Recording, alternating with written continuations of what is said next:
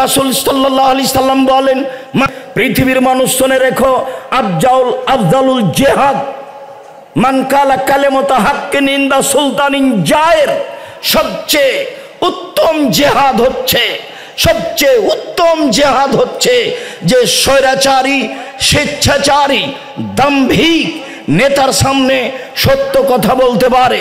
যে ব্যক্তি স্বৈরাচারী, স্বেচ্ছাচারী, দাম্ভিক, দায়িত্বশীলের সাথে বিশ্বাসঘাতক, আত্মসাৎকারী দায়িত্বশীলের সামনে সত্য কথা বলতে পারে, সে হলো সবচেয়ে উত্তম মুজাহিদ। আবু হুরায়রা রাদিয়াল্লাহু তাআলা আনহু বলেন, রাসূল সাল্লাল্লাহু আলাইহি ওয়াসাল্লাম বলেছেন, সৈয়দুশ শুহাদায়ে হামজা ইবনে আব্দুল মুত্তালিব, পৃথিবীতে যত মানুষ শহীদ হয়েছেন সবার সর্দার হচ্ছেন হামজা ইবনে আব্দুল মুত্তালিব। তারপরে রাসূল সাল্লাল্লাহু আলাইহি ওয়াসাল্লাম বলেন, ওয়া রাজুলুন কামা ইলা ইমামিন জায়ের ফামারাহু নাহু ফাকাতালাহু, ওই ব্যক্তিও হামজা রাদিয়াল্লাহু তাআলা আনহুর সাথে শহীদ হিসাবে বিচার মাঠে সবচেয়ে সম্মানী মানুষ হবেন। যে ব্যক্তি স্বৈরাচারী, স্বেচ্ছাচারী, দাম্ভিক নেতার পাশে দাঁড়ালো, তাকে ভালো কাজের আদেশ করলো, মন্দ কাজের নিষেধ করলো, সেই শাসক, সেই দায়িত্বশীল তাকে হত্যা করলো, এই ব্যক্তি বিচার মাঠে হামজা রাদিয়াল্লাহু তাআলা আনহুর সাথে থাকবেন। এই কথা মুহাম্মদ সাল্লাল্লাহু আলাইহি সাল্লাম বলেন। সম্মানিত দিনী ভাই বোন, আমি আপনাকে হয়তোবা বিষয়টি ভালোভাবে স্পষ্ট করতে পারছি না। রাসূল সাল্লাল্লাহু আলাইহি সাল্লাম বলেন, বিচারের মাঠে সবচেয়ে দামি, সম্মানী শহীদ হবেন হামজা রাদিয়াল্লাহু তাআলা আনহু। তারপরে ওই ব্যক্তিও হামজার সাথে থাকবেন যে ব্যক্তি স্বৈরাচারী, স্বেচ্ছাচারী, স্বেচ্ছাচার, দাম্ভিক, অহংকারী এইসব লোকের সামনে দাঁড়ালো এবং তাকে ন্যায় উপদেশ দিল, তারপর সে তাকে হত্যা করলো, এই ব্যক্তিও হামজা রাদিয়াল্লাহু তাআলা আনহুর সাথে থাকবেন বিচারের মাঠে। এই কথা মুহাম্মদ সাল্লাল্লাহু আলাইহি সাল্লাম বলেন। আমি আপনাকে বলতে চাচ্ছিলাম, রাসূল সাল্লাল্লাহু আলাইহি সাল্লাম বলেন, যারা দুনিয়াতে সমাজের দায়িত্ব পালন করবে, যারা দুনিয়াতে রাষ্ট্রের দায়িত্ব পালন করবে, যারা দুনিয়াতে পরিবারের দায়িত্ব পালন করবে, বিচারের মাঠে যখন উপস্থিত হবে তখন তারা মনে করবে আমাদের সামনের চুলের সাথে রশি বেঁধে ধরবো, তারাই রশি লাগিয়ে ঝুলিয়ে দেওয়া হোক আকাশ জমিনের মাঝে, এটাই আমাদের জন্য ভালো। আজকে দায়িত্ব বিচারের মাঠে বুঝিয়ে দেওয়ার চেয়ে, বিচারের মাঠে দায়িত্ব বুঝিয়ে দেওয়া যত জটিল, যত কঠিন, যত জটিল, যত কঠিন, এর চেয়ে আমাদের সামনের দিকের চুলে রশি বেঁধে ধ্রুবতারার সাথে বেঁধে ঝুলিয়ে দেওয়া হবে, আকাশ জমিনের মাঝে ঝুলন্ত থাকবো, এটাই আমাদের জন্য ভালো। এই কথা মুহাম্মদ সাল্লাল্লাহু আলাইহি সাল্লাম বলেন। কি দিয়ে বুঝাই আপনাকে আমি? যারা সমাজের দায়িত্ব পালন করে তাদের দায়িত্বের বিষয়টি কত জটিল, কত কঠিন। উমামা বাহেলি রাদিয়াল্লাহু তাআলা আনহু বলেন, রাসূল সাল্লাল্লাহু আলাইহি সাল্লাম বলেছেন, লা ইয়ানালু শাফাআতি ইয়াউমাল কিয়ামা সিনফান মিন উম্মতি লা ইয়ানালু শাফাআতি, আমার উম্মতের দুই শ্রেণীর মানুষের জন্য আমার সুপারিশ গ্রহণ হবে না। আমার উম্মতের দুই শ্রেণীর মানুষের জন্য সুপারিশ গ্রহণ হবে না। তার এক শ্রেণীর মানুষ হচ্ছে ইমামুন যালুমুন গাসুন, যারা সমাজের স্বৈরাচারী, স্বেচ্ছাচারী, আত্মসাৎকারী, বিশ্বাসঘাতক দায়িত্বশীল। যারা স্বৈরাচারী, স্বেচ্ছাচারী, বিশ্বাসঘাতক দায়িত্বশীল, তাদের ব্যাপারে আমার কোনো সুপারিশ গ্রহণ হবে না। আমি তাদের ব্যাপারে বিচারের মাঠে কোনো সুপারিশ করব না। সম্মানিত দিনী ভাই বোন, আমি আপনাকে সমাজের দায়িত্ব সম্পর্কে অতীব সংক্ষিপ্তভাবে বুঝাচ্ছিলাম যে দায়িত্ব সমাজের অতীব জটিল, অতীব কঠিন। এ ব্যাপারে রাসূল সাল্লাল্লাহু আলাইহি সাল্লাম অনেক বেশি কঠোরতা পেশ করেছেন। রাসূল সাল্লাল্লাহু আলাইহি সাল্লাম বলেছেন, আর বন ইজমুহুমুল্লাহু তাআলা, চার শ্রেণীর মানুষের উপরে আল্লাহ বিচারের মাঠে খুব রাগান্বিত থাকবেন। চার শ্রেণীর মানুষের উপরে আল্লাহ তাআলা বিচারের মাঠে খুব রাগান্বিত থাকবেন। তার এক শ্রেণীর মানুষ হচ্ছে আল বাইয়াউল হাল্লাফ, মিথ্যা কষায় ব্যবসা করে যে, মিথ্যা কথায় ব্যবসা করে যে, তার উপরে আল্লাহ বিচারের মাঠে অসন্তুষ্ট থাকবেন। ওয়াল ফাতাল খাত্তার, যারা আত্ম অহংকারী গৌরবী যুবক, যারা সমাজকে মানে না, সমাজকে উপেক্ষা করে চলে, মানুষকে মানুষ মনে করে না, এরা বিচারের মাঠে আল্লাহর নিকটে সবচেয়ে খারাপ মানুষ বলে গণ্য হবে। 3, রাসূল সাল্লাল্লাহু আলাইহি ওয়াসাল্লাম বলেন ও শাইখু জানি, বিচারের মাঠে সবচেয়ে ওই সব মানুষও খারাপ হবে যারা বেশি বয়সে জেনা করে। বেশি বয়সে জেনা করে যারা, তারা আল্লাহর নিকটে খুব ঘৃণিত মানুষ হবে, এই কথা রাসূল সাল্লাল্লাহু আলাইহি ওয়াসাল্লাম বলেন।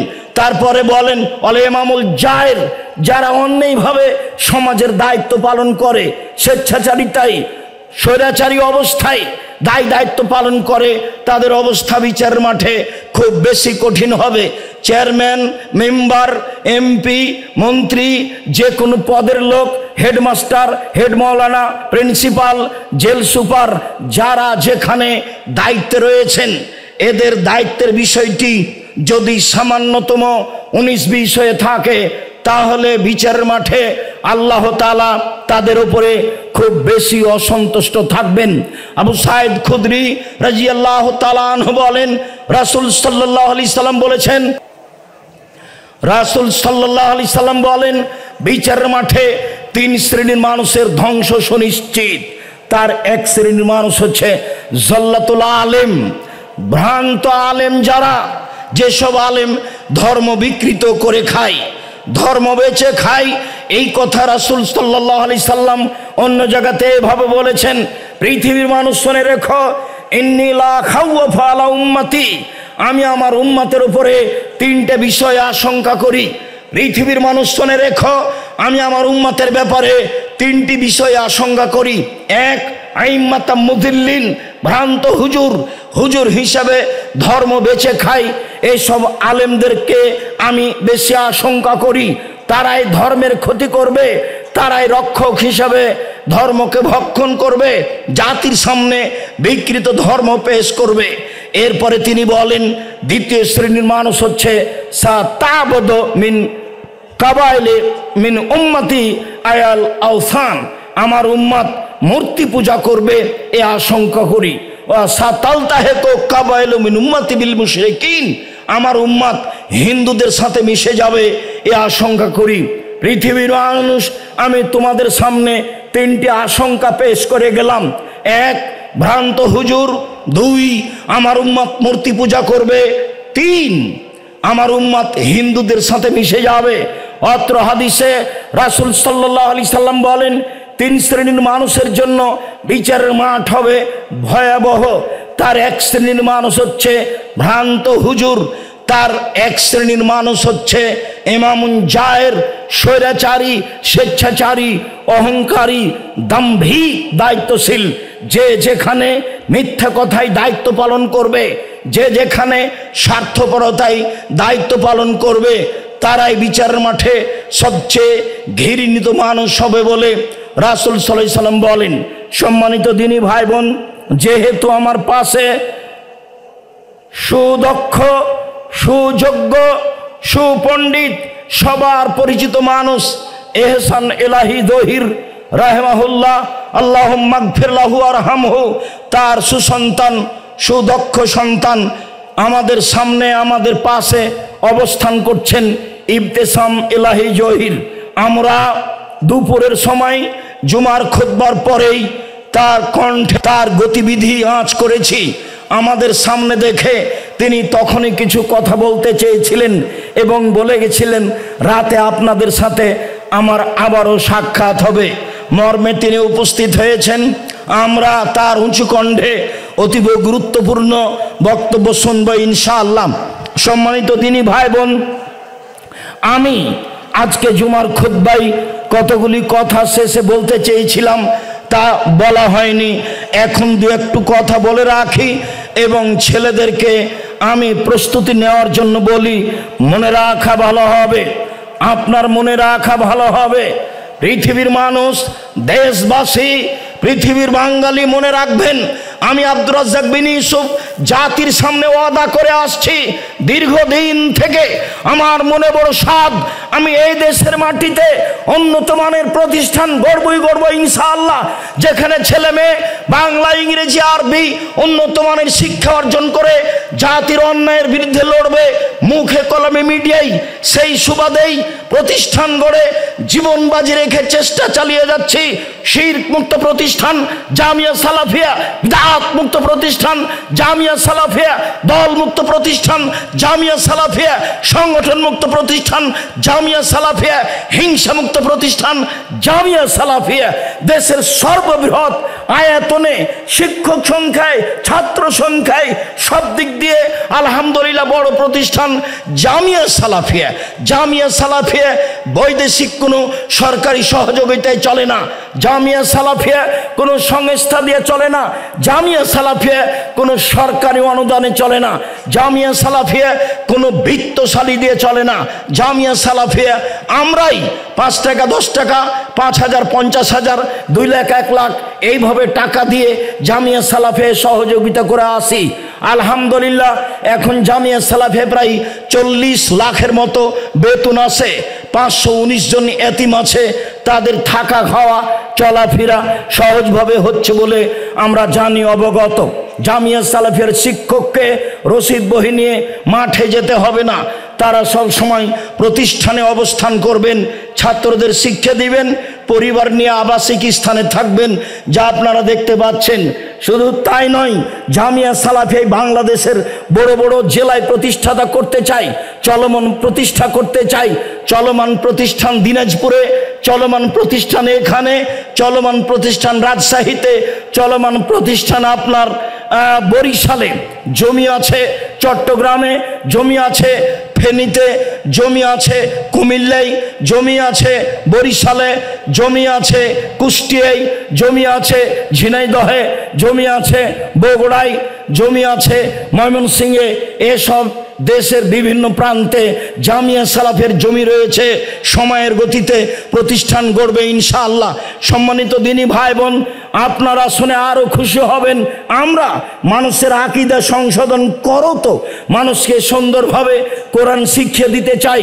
মর্মে একবারে টেকনাফ থেকে তেঁতুলিয়া পর্যন্ত মক্তব প্রতিষ্ঠান করতে চাই, মক্তব চালু করতে চাই, যেখানে থাকবে শিক্ষা কার্যক্রম, কোরআন শিক্ষা, যেখানে থাকবে আকীদা শিক্ষা। এইটাকে সামনে রেখে আমরা সারা দেশ জুড়ে যারা ইমাম প্রশিক্ষণ নিতে চাই তাদের জন্য, সাথে সাথে যারা দিন ধর্ম অল্প সময়ে জানতে চাই তাদের জন্য ব্যবস্থা করেছি। প্রশিক্ষক রয়েছেন জামিয়া সালাফিয়া রাজশাহীতে। যাবেন ফ্রি, আসবেন ফ্রি, খাবেন ফ্রি, থাকবেন ফ্রি, আপনার বই পুস্তক ফ্রি। এখন উপস্থিত প্রায় 550 জন প্রশিক্ষণ নিয়েছেন, যাদের অনেকেই আপনাদের মাঝে অবস্থান করছেন। সম্মানিত দিনী ভাই বোন, আমরা এইভাবে জাতির সংশোধনের দাবি জানিয়েছি, চেষ্টা চালিয়ে যাচ্ছি। সাথে সাথে ব্যতিক্রম পত্রিকা, জামিয়া সালাফিয়ার মুখপাত্র পত্রিকা আল ইতেসাম, যাতে 50টা প্রশ্নের উত্তর রয়েছে, দেশ বিদেশের বড় বড় বিদ্বান নিয়ে 12 জন মুফতি দিয়ে ফতোয়া বের করে পত্রিকা বের করা হয়। বাংলাদেশে দেশের বাংলা ভাষায় ব্যতিক্রম পত্রিকা আল ইতেসাম পত্রিকা, যেটা জামিয়া সালাফের মুখপাত্র হিসাবে ব্যবহার হয়। ত্রৈমাসিক পত্রিকা রয়েছে কিশলাই, আরবি ভাষায় পত্রিকা রয়েছে মাজাল্লা, ছেলেদের তো লেখা রয়েছে, যা বের হয়ে শতবার দেখছেন। গ্যালারি হিসাবে ছেলেরা যা কিছু করে রেখেছে, দেখলেই ভালো লাগবে। সাথে সাথে গতকাল ছেলেরা যেভাবে বিভিন্ন বিষয়ে কথা বলেছিল, অনেক খুশি হয়েছিলাম। আজকে মেয়েরা যেভাবে পেশ করেছে, তাতে তো মনে হচ্ছে মেয়েগুলি সব আগুন বরাবর। যে যখন দাঁড়ালো সে সবার চেয়ে বেশি ভালো করার চেষ্টা করলো, ফলাফলে অবাক হয়ে গেলাম। সম্মানিত দিনী ভাই বোন, সব কিছু মিলে যেটা আমি আপনাদের কাছে জোরালো রেখেছি, সম্মানিত দিনী ভাই বোন যারা আমার সাথে আছেন, যারা অনলাইনে পৃথিবীর বিভিন্ন প্রান্ত থেকে বক্তব্য অবগত হচ্ছেন, যারা সময়ের গতিতে অবগত হবেন, আমি সকল দিনী ভাই বোনকে জামিয়া সালাফের প্রতি আন্তরিক ভালোবাসার দাবি রাখি। সবাই মন থেকে জামিয়া সালাফিয়াকে ভালোবাসবেন, সংকীর্ণতার কোনো প্রয়োজন নেই। ভালোবাসা দেখিয়ে প্রথম যেটা আমি আপনার কাছে দাবি রেখেছি সেটা হলো এই, একটু মুখে বলবেন আল্লাহ তুমি জামিয়া সালাফে কবুল করো। এইটুকু আমার বড় সাধ। আমি সেদিন বলেছিলাম 2013 সালের 24শে আগস্ট রোজ মঙ্গলবার কাঁঠাল গাছের নিচে, আমার হাতে টাকা নেই এ কথা সত্য, এখানে প্রতিষ্ঠান গড়বে এ কথা সত্য, ইনশাল্লাহ গড়বেই গড়বে। সবাই আপনারা দোয়া করেন, ওপরে যদি কবুল হয়ে যায় তাহলে সহজ, ওপরে যদি কবুল না হয় সারা দুনিয়া যদি লেগে থাকি তাহলে সহজ সম্ভব নয়। সেই কথাই মাঝে মধ্যে বলি, এখনো বলছি। সম্মানিত দিনী ভাই বোন, একটু দাবিটা রক্ষা করবেন, মুখে বলবেন, নিজের জন্য যেমন, ছেলে মেয়ের জন্য যেমন, বাপ মায়ের জন্য যেমন, আত্মীয় স্বজনের যেমন, মরা ব্যক্তির জন্য যেমন দোয়া করে থাকেন, বলবেন তেমন আল্লাহ তুমি জামিয়া সালাফেকে কবুল করো। সাথে সাথে সামান্য পয়সা হলেও সহযোগিতা করা লাগে। মোহাম্মদ সাল্লাল্লাহু আলাইহি সাল্লামের চলেনি 10-এর পয়সা ছাড়া, কোনো নবী রাসূলের চলেনি 10-এর পয়সা ছাড়া, পৃথিবীর কোনো দিনই কাজ চলে না এরকম পয়সা ছাড়া। বিশেষভাবে ভারত, বাংলাদেশ, পাকিস্তানে এইসব দিন শিক্ষার প্রতিষ্ঠানগুলি মানুষের সহযোগিতায় চলে থাকে। তাই ভারত, বাংলাদেশ, পাকিস্তানের বড় বড় বিদ্বান মনে করেন যে একমাত্র এই বেসরকারি কওমি এই প্রতিষ্ঠানগুলি, এই জামিয়া সালাফের মতো প্রতিষ্ঠানগুলি এদেশের মাটিতে দিন ধর্মকে জাতির সামনে শক্ত করে আঁকড়ে ধরে আছে। এটাই হচ্ছে আপনার মূলভাবে দিন ধর্ম টিকে রাখার মাধ্যম। বিশেষভাবে জামিয়া সালাফে আসলে, সালাফি কনফারেন্সে আসলে কাউকে উঠানো লাগে না, কাউকে নামানো লাগে না, কারো প্রশংসা করা লাগে না। বিষয়ভিত্তিক সম্ভ্রান্তভাবে, সুন্দরভাবে, সুচিন্তিতভাবে বক্তব্য শুনি, ফলাফল বুঝি, আমল করার চেষ্টা করি। যাওয়ার সময় সেইভাবে বই পুস্তকগুলো ক্রয় করে নিয়ে যাই। মর্মে আমি আপনাকে বলছি, কম থেকে কম, বেশি থেকে বেশি, কম থেকে কম, বেশি থেকে বেশি। ছেলেরা আপনাদের সামনে আসছে, বৈঠকি দানে কেউ ঘাটতি করবেন না। দ্বিতীয় হচ্ছে, গত বছর বলেছিলাম এই মসজিদের কথা, যে মসজিদ এখন ঢালাই হয়েছে, মেঝে পাঁচগুলি তৈরি হয়েছে, এখন পর্যন্ত যেটুকু পাইলিং হয়েছে তাতে প্রায় 2 কোটি টাকা খরচ হয়েছে। এখন পর্যন্ত পিলার যা ঢালাই হয়েছে তাতে প্রায় 2 কোটি টাকা খরচ হয়েছে। এখনো ওই অংশের ছাদ বাকি আছে, বাকি অংশ তো সময়ের গতিতে হবে ইনশাআল্লাহ। সেই কথাটাই আবারও এবছর পেশ করছি। 1 স্কোয়ার ফুট সমান 5,000 টাকা। সবাই এই টাকায় অংশগ্রহণ করার চেষ্টা করবেন। এখন করেন, 2 দিন পরে করেন, নাম লিখিয়ে দিয়ে যাবেন, যাতে করে আপনার দেওয়া সহজ হবে, আমাদের নেওয়া সহজ হবে।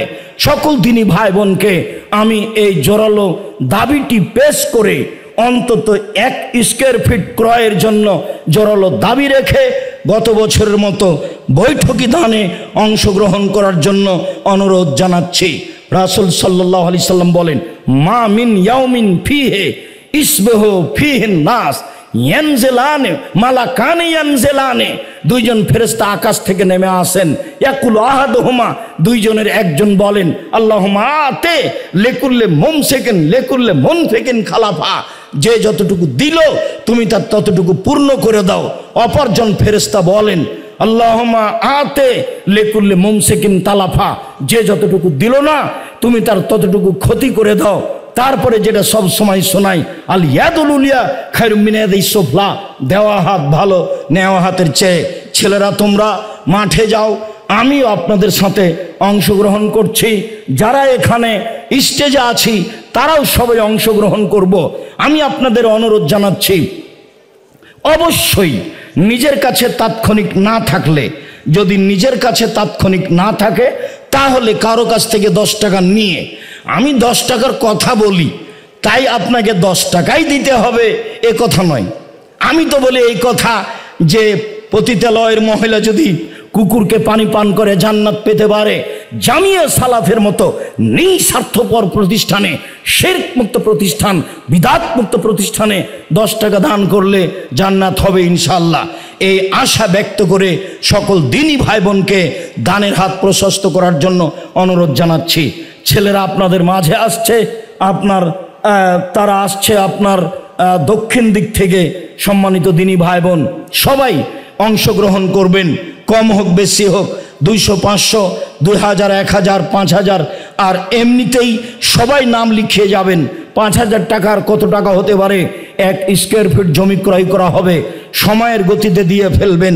সম্মানিত দিনী ভাই বোন, আমি আপনাদের জন্য দোয়া করি, যে দোয়া রাসূল সাল্লাল্লাহু আলাইহি ওয়াসাল্লাম বলেছেন, আল্লাহুম্মা সাল্লি আলাইহি আল্লাহুম্মা বারিক আলাইহি আল্লাহুম্মা সাল্লি আলাইহি আল্লাহুম্মা বারিক আলাইহি। আল্লাহ যে যতটুকু দান করলো তুমি তার ততটুকু পূর্ণ করে দাও, তুমি তাদের অর্থ সম্পদে বরকত নিরাপত্তা দান করো। আমি জানি না আপনাদের মাঝে কে কেমন আছেন। বহু রডের প্রয়োজন, 2 টন 5 টন রড দিয়ে পাঠাবেন, 2000-5000 ব্যাগ আপনি সিমেন্ট দিয়ে পাঠাবেন। আজকে আমি জনগণকে বলবো, কে দিবেন 5 ব্যাগ, কে দিবেন 7 ব্যাগ। আমি তো এভাবে কোনোদিন বলি না, কাজ হবে ইনশাআল্লাহ। আপনি করবেন, আমি করব, যা হয়ে আসছে। সম্মানিত দিনী ভাই বোন, এই ছেলে, সম্মানিত দিনী ভাই বোন, জাযাকুমুল্লাহ খায়র, বারাকাল্লাহ। সকলকে আমি অংশগ্রহণের জন্য জানাচ্ছি। আর আমি যেটুকুই বলি, আপনি সময়ের গতিতে উঠে যারা লিখেলেখি করছে, সেখানে 2 টন 1 টন রডের কথা বলবেন, সেখানে 5000 টাকার কথা বলবেন, সেখানে 5 ব্যাগ 50 ব্যাগ 100 ব্যাগ সিমেন্টের কথা বলবেন। বিশাল মসজিদ, আমরা উত্তর থেকে দক্ষিণ প্রায় 300 ফুট অনুমান করছি, পূর্ব থেকে পশ্চিম প্রায় 200 ফুট অনুমান করছি। যার একতলায় 7 থেকে 10,000 মানুষ সালাত আদায় করতে পারবে ইনশাআল্লাহ। যে মসজিদ প্রায় 2 একর জমির উপরে অবস্থান করবে বলে আমরা আশা করছি। সম্মানিত দিনী ভাই বোন, আপনারা আমার খুব কাছের মানুষ, আমি আপনাদের অন্তর থেকে ভালোবাসি। বাংলাদেশের বিভিন্ন জেলা থেকে এসেছেন, রংপুর, দিনাজপুর, লালমিরহাট, নীলফামারী, কুড়িগ্রাম, পঞ্চগড়, ঠাকুরগাঁও, গাইবান্ধা, জয়পুরহাট, সাতক্ষীরা, যশোর, কুষ্টিয়া, ঝিনাইদহ, সিরাজগঞ্জ, এদিকে আপনার নোয়াখালী, আপনার শরীয়তপুর, মাদারীপুর, চট্টগ্রাম, আপনার বান্দরবন, খাগড়াছড়ি, এদিকে বরিশাল, এদিকে কুমিল্লা, ওইদিকে আপনার ব্রাহ্মণবাড়িয়া, আপনারা এসেছেন। আপনার ওই সিলেট থেকে, বিভিন্ন জেলা থেকে আপনারা উপস্থিত হয়েছেন। উপস্থিত হয়ে জামিয়া সালাফিয়া রূপগঞ্জ, নারায়ণগঞ্জের সালাফি কনফারেন্সকে যথাযথভাবে মূল্যায়ন করত সফল করার চেষ্টা করেছেন। মর্মে আমি আন্তরিকভাবে আপনাদের শুকরিয়া আদায় করি, জাযাকুমুল্লাহ খায়র। আবারও ফজরের সালাতের পরে আপনাদের সাথে সাক্ষাৎ হবে ইনশাআল্লাহ। আমার কয়েকটি কথা জরুরি মনে রাখবেন। 1 নম্বর কথা, 5 ওয়াক্ত সালাত যে কোনো মূল্যে। 2 নম্বর কথা, হালাল রুজি। 3 নম্বর কথা, কোরআন তেলাওয়াত। 4 নম্বর কথা, আড্ডা পিটা নিষেধ। মসজিদে বসে, দোকানে বসে গল্প করবেন না, যেখানে সেখানে বসে গল্প করে সময় কাটাবেন না। রাত 10টায় ঘুমিয়ে যেতে হবে যে কোনো মূল্যে। একরাহুল কালামা বাদেল ইশায়ে, একরাহুল নমা কাবলাল ইশায়ে। রাসূল সাল্লাল্লাহু আলাইহি সাল্লাম এশার সালাতের পরে কথা বলাকে ঘৃণা করতেন। রাসূল সাল্লাল্লাহু আলাইহি সাল্লাম এশার সালাতের পূর্বে ঘুমিয়ে যাওয়াকে ঘৃণা করতেন। 10টায় ঘুমিয়ে যাওয়ার চেষ্টা করবেন, রাত 3টে 4টায় উঠবেন এবং আল্লাহর কাছে প্রার্থনা করবেন। যার যেটা প্রয়োজন সেটা চাইবেন। আমার এই কথাগুলিকে মূল্যায়ন করার চেষ্টা করবেন। অপ্রয়োজনীয়ভাবে এদিক সেদিক ঘুরবেন না। যাওয়ার সময় বই পুস্তকগুলি ক্রয় করে নেওয়ার চেষ্টা করবেন। আব্দুল্লাহর লিখা মিন্নাতুল বারি, বুখারীর ব্যতিক্রম ব্যাখ্যা। আর অবগতিতে আছে, বলছিলাম, বেগম রোকেয়া লিখেছে অবরোধবাসিনী, পাশে লেখা হয়েছে কেন হব অবরোধবাসিনী। অবশ্যই বইটি পড়তে হবে। সাথে সাথে আপনার আব্দুল্লাহ লিখা বইটি ফিলিস্তিনকে নিয়ে, সাথে সাথে সজলকে নিয়ে যে বাহাস হয়েছিল সেইটা আছে কিনা খোঁজ নিতে পারি। উপদেশ বই, কে বড় আদর্শ, কে বড় লাভবান, কে বড় ক্ষতিগ্রস্ত, আদর্শ পরিবার, আদর্শ নারী, সলাতের উপরে অতীব গুরুত্বপূর্ণ বইটা। অনেক দিন পরে হলেও মানুষ হিসাবে যথাযথভাবে ভালো করার চেষ্টা করেছি। বইটি নেওয়ার চেষ্টা করবেন। সম্মানিত দিনী ভাই বোন, Taijul Islam 20 bag cement, number 8, জাযাকুমুল্লাহ খায়র, বারাকাল্লাহ। আব্দুল জলিল সাজা